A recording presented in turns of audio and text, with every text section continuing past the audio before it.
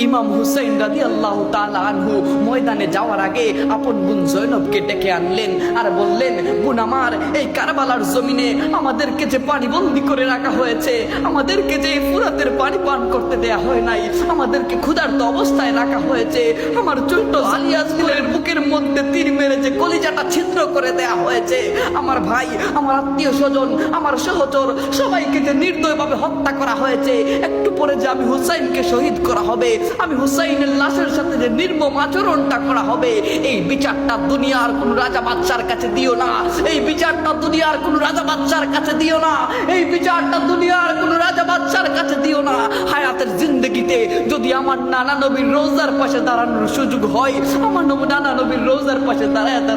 এই কারবালার বর্ণনাটা দিও। কারবালার ঘটনার অনেক অনেক দিন পরে ইয়াজিদি বাহিনী যখন জয়নাল আবেদিন সকল মহিলাকে ছেড়ে দেয়া হয়েছিল, তারা ছেড়ে দিয়েছিল, তখন জয়নাল আবেদিন যেই দিন মদিনায় যাইয়া রাসূলের রওজার পাশে দাঁড়ায়া যখন কারবালার ঘটনার বর্ণনা দিচ্ছিলেন, ওই দিন এমন কোনো মানুষ নাই হাউ মাউ করে কাঁদে নাই। ওই দিন মদিনার অলিগলিতে কান্নার রুল পড়ে গিয়েছিল। ওই দিন মদিনার গাছপালা, আসমান জমিন, প্রতিটা বালিকণা যেন গম্ভীর্যতা ধারণ করেছিল।